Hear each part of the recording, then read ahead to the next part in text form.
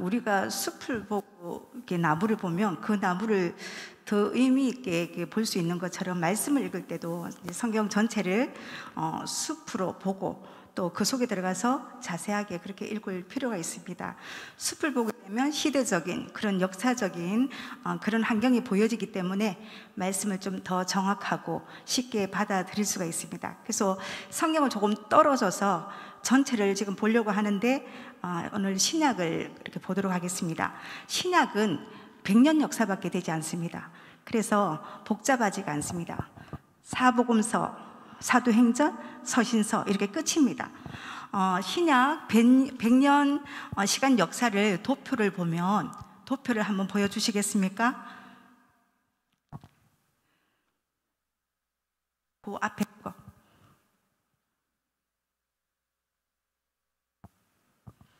예, 이렇게 잘 보이시는지. 예, 도표에 보면 예수님 탄생을 기점으로 해서 AD 1년에서 33년 예수님 탄생하시고 예수님 승천하실 때까지를 예수 중심 역사 기간으로 봅니다. 사복음서 내용입니다. 그리고 예수님 승천하시고 이제 사도들이 예수님의 사역을 감당하고 교회를 세우면서 33년부터 68년 바울과 베드로가 순교할 때까지를 사도행전 역사기간이라고 합니다. 사도행전의 내용이 여기 있습니다. 그리고 68년에서 AD 100년까지 사도 요한 중심 역사기간입니다. 다른 제자들이 대부분 순교를 했는데 사도 요한은 끝까지 남아서 반모섬에서 유배되어 가서 거기서 요한계시록을 AD 100년쯤에 기록을 하게 됩니다. 오늘은 이런 이제 신약의 사복음서, 사도행전, 서신서 중에서 사복음서까지를 보고 또 다음에 또 기회가 있으면 사도행전, 서신서 이렇게 차례대로 보도록 하겠습니다. 사복음서는 예수님의 일생을 기록한 책입니다. 같은 예수님의 이야기를 4권의 책으로 이렇게 쓰여져 있기 때문에 우리가 사실 읽기가 좀 지루하고 또 같은 내용이 반복되는 곳은 정성껏 이렇게 읽게 되지 않고 또 4권이 다른 거는 같은데 뭐가 다른지는 모르겠고 그래서 사복음서 읽기가 사실 조금 어렵습니다. 그런데 왜 예수님의 일생, 이 예수 사건을 4권의 문서로 남겼을까? 왜 같은 예수 사건을 4권의 문서로 남겼을까? 이 각각의 복음서들이 남겨졌다는 것은 예수 사건이 실제로 일어난 일이었다는 것을 말하는 것입니다.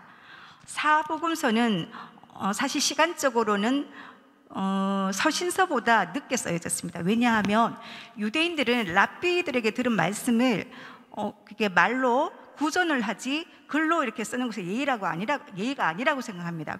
그런데 사도들이 하나씩 둘씩 순교하면서 증인들이 없어지니까 이 예수 사건을 기록을 해서 후대에 전송해야 할 필요를 느낍니다. 그래서 예수 사건을 기록하는 사람들이 생겨납니다.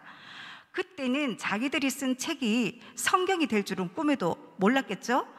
성경의 저자가 성령님이신데 성경의 저자가 성령님이라고 해서 성령님이 이 4명의 저자를 이렇게 한 자리에 앉혀놓고 지금부터 성경을 쓸 거니까 부르는 대로 받아 적으세요 이러면서 성경이 쓰여진 건 아니거든요. 각각의 저자가 각각의 상황 속에서 썼고 또 그것을 성도들에게 해람되어서 읽혀지고 그러다가 AD 397년 카르타고 공회에서 신약 성경 27권이 확정이 됩니다. 그때에 마태, 마가, 누가, 요한 이 4개의 4권이 복음서로 채택이 됩니다. 근데 외관적으로 보면 이런 종교회의가 성경의 정경 여부를 이렇게 결정한 것 같지만 모든 성경은 예수 그리스도에 관한 일관된 이야기를 적고 있는 것이 성경이 정경이라는 증거입니다. 이런 성경 자체의 내적 증거, 성경의 자증성에 의해서 정경이 된 거지 종교회의는 다만 이 사실을 표면적으로 증명을 하는 그런 도구였다는 겁니다. 사복음서는 같은 예수 사건을 배경이 각각 다른 4명의 사람을 사용해서 예수님이 누구신지를 보여주는 책입니다. 그래서 우리 사복음서를 볼 때 이 4명의 저자를 아는 것이 중요합니다. 어떤 배경에서 어떤 의도를 갖고 예수 사건을 기록했는지를 아는 게 중요하기 때문에 우리가 마태복음, 마가복음, 누가복음, 요한복음을 그냥 숲을 보듯이 조금씩 보도록 하겠습니다. 마태복음부터 한번 보겠습니다. 마태복음은 누가 썼습니까? 마태는 예수님의 12제자 중에 한 사람입니다. 마태 뭡니까? 세리, 전직 세리였습니다. 당시 이스라엘은 로마의 지배하에 있었거든요. 그래서 로마 사람들은 이스라엘 사람들 중에서 세리를 뽑아가지고 철저하게 감시를 하게 해서 철저하게 세금을 뜯어서 자기 나라로 갖고 갑니다. 요셉과 마리아가 그 요셉의 고향 베들레헴에 이렇게 호적하러 오잖아요. 그때 마리아가 만삭의 몸이었습니다. 왜 그 만삭의 몸으로 그 북쪽 나사렛에서 베들레헴까지 굳이 그렇게 와야 했을까? 이건 이 유대인 세리들, 이 옆집에 그 숟가락 개수까지 다 아는 이 세리들이 감시 때문에 그렇게 했다는 겁니다. 이렇게 그 당시의 세리는 동족의 피를 빨아먹고 사는 그런 사람들이었기 때문에 이스라엘 사람들은 로마인에 대한 적개심도 있었지만 이 세리에 대한 미움이 굉장히 컸습니다. 이런 세리 마태를 예수님께서 찾아오셔서 제자로 삼아주신 겁니다. 그러니까 마태는 어떻게 나왔던 사람을 예수님이 12제자에 예수님께서 제자가 됐을까? 이거 자다가도 감격에 북받쳤던 겁니다. 그래서 마태가 예수님의 12제자의 이름을 기록할 때는 마태는 본인의 이름 앞에 그 본인의 그 부끄러웠던 과거 직업 세리라는 이름을 굳이 넣어가지고 세리 마태 이렇게 기록을 합니다. 마태복음 좀 좀 PPT 좀 주십시오.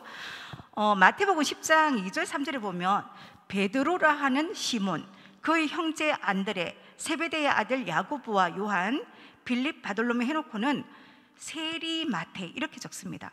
그러니까 다른 제자들 이름 앞에는 직업을 언급을 안 했는데 본인에 대해서는 자신이 세리 출신임을 밝힙니다. 이렇게 해서 자신이 예수님의 제자로 뽑혔던 이런 감사와 감격을 드러냅니다. 그리고 마태는 이 예수님이 얼마나 좋은 분인지, 그리고 예수님이 이 땅에 오셔서 우리를 위해서 십자가에 왜 죽으셨는지 이걸 자세하게 기록해서 자기의 동족인 유대인들에게 알리고 싶어서 마태복음을 기록을 합니다. 마태는 동족 유대인에게 이 마태를 위해서 마태복음을 씁니다. 그래서 마태복음은 유대인들이 가장 좋아하는 유대 역사에 대한 이야기로 시작합니다. 다 같이 마태복음 1장 1절을 한번 같이 읽겠습니다. 마태복음 1장 1절 외우시죠? 아브라함과 다윗의 예수 그리스도의 계보라 이렇게 시작합니다. 이 말씀은 마태복음의 핵심이고 성경 전체를 압축한 키워드입니다. 유대인들은 자기들이 아브라함의 후손인 그 자부심이 굉장하잖아요. 그러니까 우리 조상 아브라함으로 시작된 하나님의 구원 역사는 우리의 가장 위대한 왕 다윗을 거쳐서 예수 그리스도에게서 완성된 것이다 이겁니다. 그러니까 아브라함에서 다윗까지 14대 1000년, 다윗에서 그리스도까지 14대 1000년, 이렇게 아브라함으로 시작된 구약의 2000년 역사, 그리고 앞으로 올 신약의 2000년 역사, 그 사이를 이어주는 징검다리 역할을 하는 게 아브라함과 다윗의 자손 예수 그리스도의 계보라 마태복음 1장 1절인 겁니다. 그리고 이제 마태복음은 또 유대인들을 향해서 있기 때문에 마태복음에는 유대인들이 잘 이해할 수 있는 그런 구약적 지식과 배경이 많이 등장합니다. 처녀가 잉태하여 아들을 낳을 것이고 그 이름은 임마누엘이라 하리라. 이 말씀은 700년 전에 이사야가 예언한 건데 이 말씀을 유대인들은 다 알고 있거든요. 그리고 미가 선지자가 예언한 유대 땅 베들레헴아 너는 유대 굴 중에서 가장 작지 아니하다, 이런 구약적 지식, 구약적 배경이 많이 등장하는 것이 마태복음의 특징입니다. 이런 마태의 심정을 가지고 마태복음을 읽으면 좀 큰 은혜가 되고 또 이해가 잘 되리라고 생각합니다. 자, 그 다음에는 마가복음을 한번 보겠습니다. 마가복음은 누가 썼습니까? 마가는 바나바의 조카입니다. 그리고 이 마가 이름이 또 어디에 넣었냐 하면 오순절 성령 강림 사건이 일어난 것이 마가의 다락방이잖아요. 그 마가입니다. 120명 문도가 120명이 50일 동안 먹고 자고 생활했을 정도의 큰 다락방을 가진 사람, 굉장히 큰 부잣집 아들이라는 겁니다, 마가가. 그런데 이 마가가 자기 삼촌 바나바와 바울과 함께 1차 전도 여행을 떠납니다. 그랬다가 밤빌리아에 있는 버가에서 혼자서 되돌아온 그런 경력이 있습니다. 아마 이 부잣집 도련님으로 포시랗게 자라가지고 그 힘든 전도 여행을 견디지 못하고 되돌아갔을 거다, 이렇게 추측을 합니다.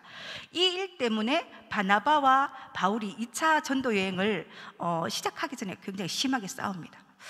착한 사람 바나바는 젊은이가 한번 실수한 거 우리 봐주자 그러면서 기회를 주자고 하면서 마을을 데리고 가자 그러고, 그리고 바울은 하나님의 사역을 그르칠 수 없다, 절대 데리고 갈 수 없다, 이렇게 합니다. 결국에 바나바와 바울은 이 마가 때문에 갈라서게 됩니다. 바나바는 마가를 데리고 또 바울은 실라를 데리고 각각 따로 전도 여행을 떠나게 됩니다. 사도행전이 바울을 중심으로 사도행전이 기록됐기 때문에 이후에 바나바의 전도 여행은 성경에 없습니다. 그런데 시간이 흐른 후에 디모데후서에서 이 바울이 마가가 자신의 사역에 유익했다, 그리고 마가를 보고 싶다, 이렇게 이야기를 하거든요. 그러니까 아마 바나바와 마가를 중심으로 한 그 다른 전도팀도 나름 성과 있고 귀한 사역을 했을 것이다, 우리가 추측을 할 수가 있습니다. 그리고 마가도 시간이 지날수록 예수님에 대한 열정이 깊어지고 성숙해졌다, 이걸 알 수가 있습니다. 디모데가 바울의 영적 아들이잖아요. 근데 베드로 전서에 보면 마가는 베드로의 영적 아들이라고 이렇게 적고 있습니다. 자, 그리고 마가복음은 1장에서 16장까지 복음서 중에서는 좀 짧은 편입니다. 그런데 11장부터 16장까지 6장에 걸쳐 가지고 예수님의 고난, 십자가, 부활을 적고 있습니다. 굉장히 큰 부분을 할애해서 예수님의 고난과 십자가, 부활을 적고 있어요. 왜냐하면 당시 유대인들은 오실 메시아는 로마로부터 정치적으로 해방시켜 주실 그런 예수님이라고 오해를 하고 있었습니다. 그래서 마가는 진정한 메시아이신 우리 예수님은 정치적인 왕이 아니다, 십자가에서 죽으심으로 우리를 죄에서 해방시켜 주신 분이다, 하나님의 아들이시다, 이걸 강조하면서 유대인들에게는 예수님에 대한 오해를 풀어주고 또 저기 로마에 있는 성도들에게도 예수님에 대해서 바르게 알려주기 위해서 마가복음을 기록합니다. 그리고 마가복음에는 예수님의 능력을 강조하면서 예수님이 이적이 마가복음은 굉장히 많습니다. 복음서에 예수님 이적이 많이 있지만 마가복음에는 특히 좀 많습니다. 그리고 마가복음의 또 특징이 손을 붙드시다, 고치시다, 데리고 가시다, 슬퍼하시다, 한숨 쉬시다, 사랑하시다, 노하시다, 이런 많은 동사를 사용해서 주님의 인간적인 면, 그리고 영혼을 향한 깊은 사랑을 많이 표현한 것이 마가복음의 특징입니다. 그 다음에 제가 PPT를 만들었는데, 예, 누가복음을 보겠습니다. 누가복음은 누가가 썼죠. 이 누가는 유대인이 아닌 헬라인입니다. 이방인이에요. 직업은 의사고 역사가입니다. 누가는 예수님을 직접 만난 적이 없습니다. 바울이 2차 전도 여행할 때에 아시아 저 서쪽 끝인 드로아에서 바울을 통해서 예수를 믿게 되고 바울과 함께 평생 복음 전도에 일생을 바친 전도인이 됩니다. 그래서 바울이 이제 순교하기 전에 그 투옥됐던 그 로마 감옥 마메르타인 감옥을 헬라인이고 의사인 이 누가가 이렇게 그거를 이용해서 들락날락하면서 끝까지 바울 옆에 있었던 사람이 누가입니다. 그리고 누가는 예수님이 뭘 만난 적이 없기 때문에 바울을 통해서 예수 사건을 자세히 듣고 또 자세히 기록하고 또 다른 자료들을 리서치해서 누가복음을 기록했습니다. 그리고 누가복음 외에도 사도행전도 누가가 기록을 합니다. 아까 마태복음은 유대인들을 대상으로 기록되었고 마가복음은 특히 로마에 있는 성도들을 위해서 기록되었다고 했습니다. 근데 이 누가복음은 데오빌로 한 사람을 위해서 기록한 편지입니다. 누가복음에는 이런 누가의 저술 동기가 직접적으로 이렇게 기록되어 있는데, 누가복음 1장 3절 4절에 보면 그 모든 일을 근원부터 자세히 미루어 살핀 나도 데오빌로 각하에게 차례대로 써보내는 것이 좋은 줄 알았노니 이는 각하가 알고 있는 바를 더 확실하게 하려 함이로라, 이렇게 적고 있습니다. 누가는 이 귀한 예수님을 정말로 이 데오빌로 각하라는 사람에게 소개를 하고 싶어서 편지를 씁니다.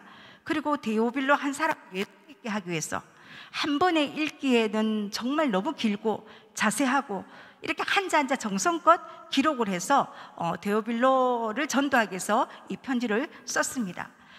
그리고 누가는 의사이고 역사가라고 했습니다. 그 의사 역사가답게 아주 꼼꼼하고 치밀하게 예수님에 대해서 어느 것 하나 놓치지 않고 기록하려고 애랬습니다. 신약 성경이 헬라어로 기록되었잖아요. 누가는 헬라인입니다. 어떤 성경 기자보다 헬라어에 능통했습니다. 왜? 모국어니까. 거기다가 탁월한 문장가였어요. 그래서 누가는 자신의 재능을 다 충분히 살려서 누가복음을 기록합니다. 그래서 많은 음악가들, 그 미술가들이 예수님에 대한 작품을 할 때에 가장 많이 참고한 책이 누가복음이라고 합니다. 그리고 아까 누가는 모든 일을 근원부터 자세히 기록하려고 했기 때문에 다른 복음서에서 다루지 못했던 그런 예수님에 대한 많은 자료들을 잘 모아서 기록을 했습니다. 예수님 행적에 대해서 하나라도 빠뜨리지 않고 잘 전하려고 했던 그 누가의 노력 때문에 다른 복음서에 없는 예수 사건에 대해서 우리가 더 많이 알 수 있게 된 겁니다. 이제 마지막으로 요한복음. 요한복음은 누가 썼습니까? 요한. 성경에 요한이 몇 사람 나오는데 세례 요한입니까? 사도 요한입니까? 사도 요한이죠. 세례 요한은 예수님의 길을 예비하러 온 사람입니다. 예수님 공생이 시작하실 때에 그 사명을 다하고 순교를 했습니다. 그래서 세례 요한은 성경을 기록한 게 없습니다. 그러니까 성경에 요한이라는 이름이 붙어있는 목록은 전부 다 사도 요한이 썼다, 이렇게 생각하시면 됩니다. 요한복음, 요한 1서, 2서, 3서, 요한 계시록. 바울 다음으로 신약 성경을 많이 쓴 사람이 여기 사도 요한입니다. 요한도 아까 마태처럼 예수님의 제자입니다. 12제자 중에 한 사람이고, 그리고 자기 친형 야고보도 예수님의 제자입니다. 친형 야고보와 함께 예수님의 제자가 되었죠. 12제자 중에서 아마 나이가 가장 어렸던 것 같아요. 그래서 예수님의 사랑을 많이 받았던 것 같고, 요한 자신도 자신을 이야기할 때 말끝마다 그의 사랑하시던 제자, 이렇게 표현을 했습니다. 이 세베대의 아들들 야고보, 요한, 이 두 아들을 예수님의 제자로 헌신시킨 이 야고보와 요한의 어머니는 예수님이 유대인의 왕이 되실 줄로 오해를 했습니다. 그래가지고 예수님께 자신의 두 아들을 가장 높은 신하로 삼아주실 것을 청탁한 일도 있었습니다. 그런데 아이러니하게도 형인 야고보는 12제자 중에서 가장 먼저 순교를 합니다. 그리고 동생인 요한은 가장 늦게까지, 나중까지 남아서 요한복음, 요한 1, 2, 3서, 요한 계시록을 기록하게 됩니다. 예수님은 12제자를 모두 사랑하셨는데, 하셨지만 특히나 베드로, 또 야고보, 요한 이 형제, 이 세 사람을 따로 불러서 교육시킨 일이 종종 있으셨습니다. 변화산에 올라가실 때, 또 그리고 겟세마네 동산에 기도하러 가실 때도 이 세 명의 베드로, 야고보, 요한 세 명의 제자를 데리고 가셨습니다. 이 세 사람이 맡을 사명이 그만큼 막중했다는 겁니다.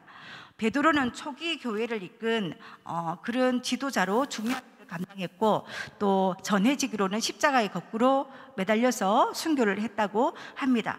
그리고 요한의 형 야고보는 첫 순교자가 되죠. 12제자 중에서. 그리고 요한은 마지막까지 남아서 요한계시록 성경을 기록하게 됩니다. 예수님께서 또 십자가에 못 박히실 때 그 육신의 어머니 마리아가 있잖아요. 이 마리아를 부탁하셨는데 누구에게 하냐면 요한에게 육신의 어머니 마리아도 부탁하셨습니다. 그리고 요한은 그 일을 끝까지 잘 감당을 했습니다. 그리고 예수님 제자 중에서 이 요한이 가장 오랫동안 남아서 이제 사역을 감당했는데, 요한이 깊이 생각하고 또 생각한 결론은 하나님은 사랑이시다는 거. 이게 이거였습니다. 하나님이 세상을 이처럼 사랑하지 않으셨다면 당신의 독생자 외아들을 우리 위해서 죽기까지 내어줄 수 없다. 이게 요한의 예수님에 대한 확신이었습니다. 요한복음 3장 16절 말씀이잖아요. 요한은 이 거대한 하나님의 사랑을 깊이 깨닫고 큰 감격 속에서 이 요한복음을 기록했습니다. 그리고 요한이 AD 한 100년 가까이 살아서 성경을 기록했기 때문에 요한복음은 다른 세 복음서 마태, 마가, 누가복음보다 한 30년 정도 뒤에 써졌습니다. 다른 복음서에서 기록하지 않는 그 예수 사건을 쓰려고 그랬는지는 몰라도 요한복음은 다른 세 복음서와 내용이 한 70% 이상이 달라요. 그래가지고 학자들 중에서는 사복음서 중에서 요한복음은 분간복음에 넣지 않는 그런 학자들도 있습니다. 또 요한복음의 또 다른 특징은 사실 그 사도 요한은 예수님의 인간적인 체온을 가장 많이 느꼈던 제자잖아요. 예수님 품에 안겨본 그런 제자입니다. 그런데 놀랍게도 요한복음은 예수님이 하나님의 아들이시라는 거, 예수님의 신성을 강조를 합니다. 내가 같이 자고 내가 같이 밥 먹고 내가 품에 안겼던 그 예수님이 하나님이셨다는 거예요. 그 예수님이 요한이 얼마나 보고 싶었겠습니까? 밤모섬에서 있으면서 고통받으면서도 나 천국 가서 예수님 보고 싶다, 이게 마음이 너무나 컸을 겁니다. 그토록 보고 싶은 이 예수님이 하나님이신 걸 사도 요한이 분명히 알았기 때문에 성경에서 이 예수님이 하나님이심을, 신성을 강조를 했습니다. 이 사도 요한의 깊은 영적 지식 바탕으로 예수님을 소개한 책이 요한복음입니다. 이렇게 이제 우리가 사복음서를 읽으면 그 네 개가 다 비슷비슷한 것 같지만 기록한 사람의 배경 그리고 의도가 서로 다르죠. 특징도 좀 다릅니다. 이걸 이제 알고 읽으면 좀 이해가 더 잘 되기 때문에 우리가 이렇게 숲으로 한번 이렇게 잠깐 봤습니다. 그러면 복습 한번 해볼까요? 복습. 마태복음부터. 마태복음 누가 썼습니까? 마태가요. 마태는 예수님 제자고 세리고 유대인입니다. 마태는 동족인 유대인들에게 예수님 알리고 싶어서 마태복음을 썼습니다. 그래서 마태복음에는 유대인들이 잘 아는 구약적 지식 그리고 구약적 배경이 많이 나온다고 했습니다. 아브라함과 다윗의 자손 예수 그리스도의 계보라, 이렇게 유대인들이 잘 아는 유대 역사로 마태복음이 시작된다는 거 아까 이야기했습니다. 그 다음에 마가복음은 예수님은 정치적인 왕이 아니다, 우리 죄를 해방시켜 주시기 위해서 오신 분이다 하면서 유대인들에게는 예수님에 대한 오해를 풀어주기 위해서, 그리고 저 멀리 로마에서 신앙생활하고 있는 성도들에게도 예수님에 대해서 바르게 알려주기 위해서 마가복음을 기록했다고 했습니다. 마가복음의 특징은 그 16장 안에 아까 말씀드린 것처럼 11장에서 16장까지는 예수님의 고난, 십자가, 부활이고 그 안에는 마가복음 안에는 예수님의 이적에 대한 그런 내용이 굉장히 많습니다. 그게 특징입니다. 마가복음은. 그 다음에 누가복음. 누가는 헬라인이잖아요. 이방인입니다. 예수님을 직접 만난 적이 없는 사람입니다. 그래서 바울을 통해서 예수님에 대해서 자세히 듣고 또 기록하고 그리고 나와 있는 자료들을 리서치해서 그렇게 누가복음을 적었습니다. 그래서 누가는 모든 일을 근원부터 자세히 기록하려고 했기 때문에 다른 복음서에서 다루지 못했던 그런 자료들을 잘 모아가지고 그렇게 기록을 했습니다. 그래서 누가복음에는 다른 복음서에 없는 많은 예수 사건에 대한 내용들이 참 많이 있습니다. 내용이 많습니다. 누가복음은. 그리고 누가가 아까 헬라인이잖아요. 모국어인 헬라에 능통하고 또 이제 탁월한 문장가이기 때문에 음악가, 미술가들의 작품에 누가복음을 가장 많이 참고한다고 했습니다. 그 다음에 요한복음은 예수님의 가장 사랑하는 애제자잖아요. 요한은 가장 마지막까지 남아서 요한복음뿐 아니라 요한복음하고 요한 1서, 2서, 3서, 요한 계시록 이렇게 5권의 신약 성경을 쓰게 됩니다. 이 요한이 예수님에 대해서 깊이 생각해보고 또 생각해보고 한 결론은 하나님은 사랑이시다, 이거였습니다. 요한복음의 핵심인 요한복음 3장 16절 말씀을 우리 다 같이 암송하고 마치겠습니다. 시작. 하나님이 세상을 이처럼 사랑하사 독생자를 주셨으니 이는 그를 믿는 자마다 멸망하지 않고 영생을 얻게 하려 하심이라. 아멘.